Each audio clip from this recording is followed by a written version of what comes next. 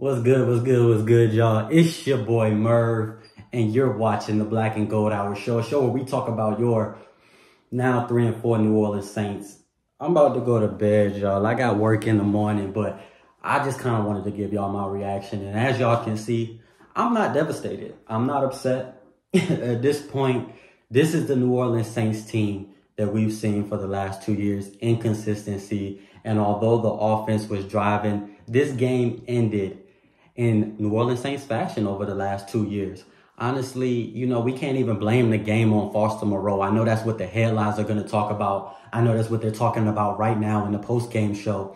But honestly, in my opinion, you have 3 to 4, maybe 5 red zone trips in the first half. You're not going to blame this game on Foster Moreau. That's too easy.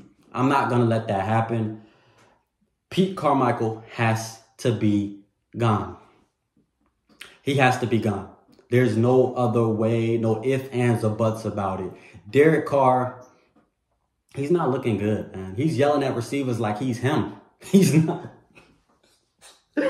He's not him. He's not. And it's apparent. It's really apparent, man. I almost felt more hope when Taysom was in the game. I'm sorry, y'all. Y'all know me. I'm one of the positive fans. Like, I'm one of the positive Saints fans. I know there's so many other Who Dat and Saints podcasts out here that will give it to you and kind of go cutthroat on the players. But me, I'm one of the positive guys. But at this point, man, like, I got to call it like I see it, man. Like, yeah, Chris Olave gave up on the play, but Derek Carr, you're not giving your receivers much hope. You're not giving them much to believe in. They don't believe in you.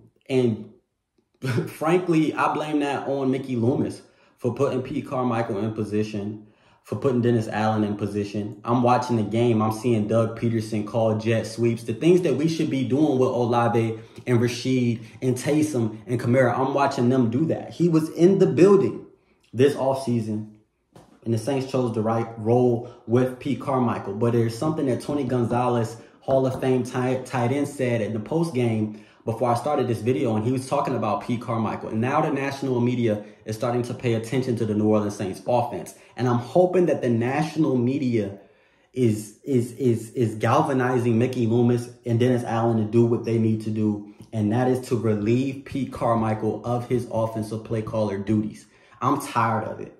I'm tired of it.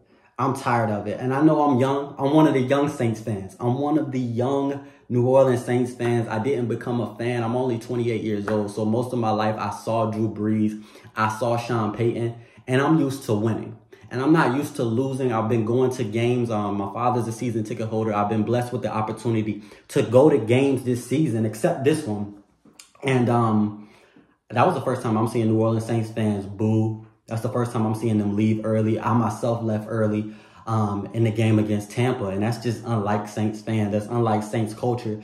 And, you know, I'm starting to believe that maybe they're just not understanding how much we love football here in New Orleans.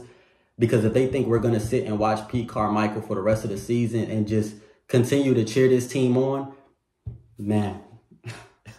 Man, they got another thing coming. They heard the boos tonight. They heard it. National media heard the boos. I know Miss Benson is hearing the boos. I know Mickey Loomis is hearing the boos. I know Pete Carmichael himself is hearing the boos. I know Derek Carr is hearing the boos. The receiver group is hearing the boos. And it's just like, I feel like my brain is all over the place. I don't even care about the Christian Kirk touchdown no more. I don't care that he scored. I'm not mad at the defense. How can you be mad at the defense? How can you be mad at the special teams unit? Look at what the offense is doing. The Saints should be, at worst, 5-2, 6-1. This is unacceptable from what we see from the New Orleans Saints. It's just so unacceptable. And man, like, I can't even be mad. I can't even be upset. I can't be upset at Foster Moreau. Can't be upset at the defense of giving up a late game touchdown. The offense isn't helping them. The offense doing late game heroics, it signs that this is an inconsistent football team with inconsistent leadership, and the players follow suit. Foster Moreau was having a good game, catching passes, and then he dropped the pass.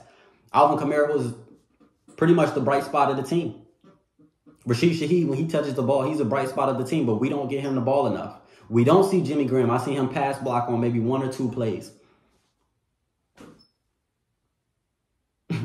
I think in the fourth quarter, we threw a pass up the middle, up the seam to Taysom Hill. In the middle of the field. That's the first time we saw that all season. I'm tired of these outside seam routes. I'm glad Michael Thomas caught it, but that does not give Pete Carmichael the okay to continue to call these vert routes. It's not it. It's not it.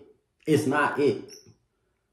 It's not it. Pete Carmichael is not it for the New Orleans Saints, and we got to let him go.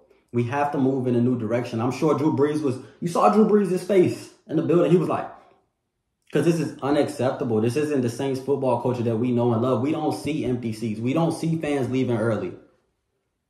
We don't score 3 points in the first half. That's unacceptable. That's unacceptable. I'm sorry, y'all. I'm just ranting. This don't got no music on it. This don't got no intro on it. I don't have nothing for y'all. Actually, I'm out of town, but I don't have nothing for y'all. I don't even have my laptop to edit. But I don't even care at this point because I'm going to bed. I just wanted to rant about the New Orleans Saints.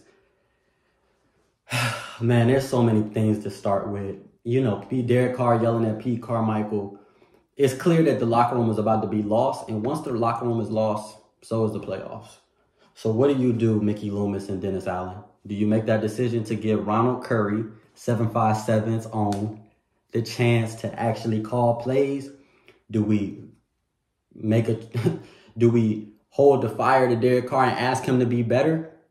Either way you go, Pete Carmichael has to go. That's my quick rant about the New Orleans Saints, man. Saints fans, man, just hold your head up. The only thing we can hold our hat to is that the rest of the division is not as good. It's not good either. And we got to see what happens next. We just got to see where we go from here. There's a lot of football left, but based on the football that we've seen early, I think we know who this New Orleans Saints team is. So they're going to have to make a drastic change to their identity. And hopefully that's minus Pete Carmichael calling offensive plays. This is your boy Merv with the unedited rant about the New Orleans Saints. 31-24 loss to the Jacksonville Jaguars. I'm sure it was a fun atmosphere in the building for the Saints fans who were there because Saints fans always make it fun. But man, sometimes you got to laugh to keep from crying. Thank you guys for watching. Peace. Be easy. Trust God. Stay close to your family. Don't have a Merv Speak segment for you all. All I'm going to just say is get that rest. Have a good weekend. Peace.